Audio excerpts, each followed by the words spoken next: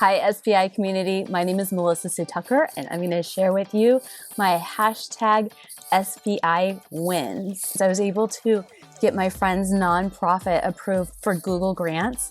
You're not aware of this. Google gives nonprofits up to $10,000 a month in free advertising. Hardly were getting any hits every month. They still had an old website that wasn't even mobile responsive. I was able to get them over 800 hits on Google this last 30 days, and it did not cost them anything. This is how I did it for a nonprofit that is out of California. So this is the process for the US. You might have a little bit different process if you're not inside the US, but I know that Google does offer their grant program to, I think, pretty much every country. So you're not limited. You just might have to change the process up a little bit. But you want to start out, make sure that you have approval and access from the nonprofit. You might need to have access to their website or their backend so that way you can prove that ownership to Google. And then you'll also need their EIN number, the president's information, and an authorization letter from the IRS that basically states that they are able to be a nonprofit. I would start there. If they don't have the authorization letter, I gave you guys the IRS link in the US, but you can go to that link and have them apply for that, or you can apply for that on their behalf. Once you have that, you can go ahead and apply for your TechSoup validation token. The TechSoup validation token is Google needs that information before they can put you through their process. TechSoup's pretty awesome. They have a ton of other tech companies that give either discounts or free services to nonprofits. So spend some time, go through there. So you go through and you submit that TechSoup application. That takes about a week, and they'll email you back and let you know that you've been approved and what the next steps are. You take that token and you go through the Google process. You apply through Google and you enter your token, and then it takes forever. Just kidding. I think it took me about a month to go through the Google process, and I was waiting and checking my email anxiously every single day. And then I think I actually ended up emailing their support, just a nice little, hey, what's going on?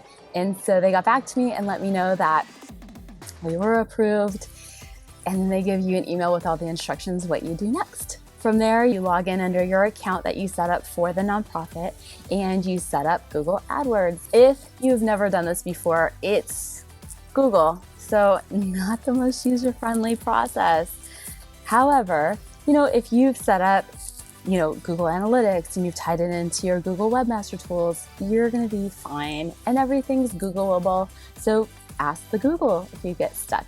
You can also email Google support. They're amazing. I did have to do that a couple times throughout this process. There are a few limitations. I think it's probably hard for most nonprofits to hit that $10,000 a month because most people aren't necessarily searching for what that nonprofit has to offer.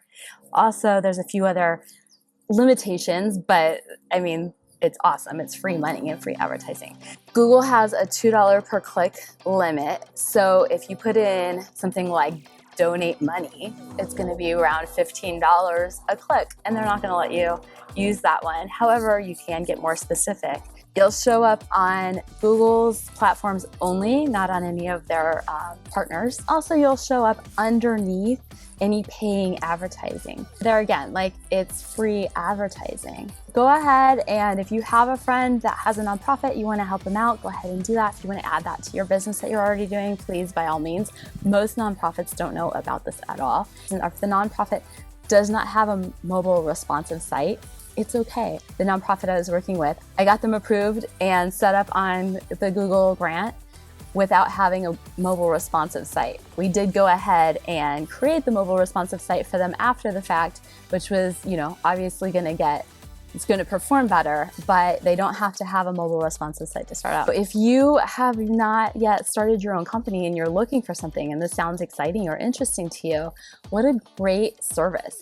There are nonprofits out there, they have marketing money, so it's not like you're taking advantage of them. And if you're really nervous and you're just starting out and you want to get your feet wet, go to them and say, hey, I'll set this up for you for free in exchange for a testimonial or in exchange for, maybe getting paid down the road. A lot of nonprofits have sites that are very old and not mobile responsive. They don't even know why they would need one. They don't know that they're not getting found on mobile. And so that's a way in. And then also, you know, bringing them free money. And then if you're thinking, oh my God, Melissa, it's not Facebook and I just want to do Facebook. It's not Facebook. And Facebook is all the rage right now. But what you can do is put your Facebook pixel on the nonprofit site and then go ahead and set up a custom audience and retarget them. So one of the things that I've done, and I'm waiting for approval, so I haven't started this yet. I can't tell you that it totally works. However, I think it should. I have my custom audience set up in Facebook. I have 2 of them actually. One of them is for anybody that hits the Donate Now page, because then I can retarget them on Facebook with a very gentle ask. Since they've already gone to the Donate Now, they're kind of interested.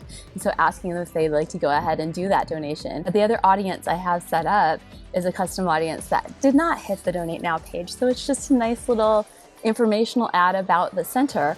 If they like that ad, then I'm going to go ahead and invite them to like my Facebook page. If you have any questions, go ahead and leave them in the comment section below on the SBI community group. I will be watching that and anxiously and excitingly responding to all of them. I don't know if excitingly is the word. I will be anxiously waiting for any questions or comments, and I will definitely respond to all of them. So thank you in advance. And I just want to say, Brendan, thank you for asking me if I wanted to be on the member spotlight. I'm very excited to be doing this and share with all of you, my SBI community, because I love you guys so much. Pat, thank you for everything that you've created and everything that you continue to do for us. We love you. So in this video they also have their G Suite. So they can do whatever's on the G Suite. Haven't really gotten into that yet. And there's something called it's okay though. It's not really, that's not that bad. So, and then if you go back to melissasuetucker.com/SBI, you can see all the notes and all the links and everything.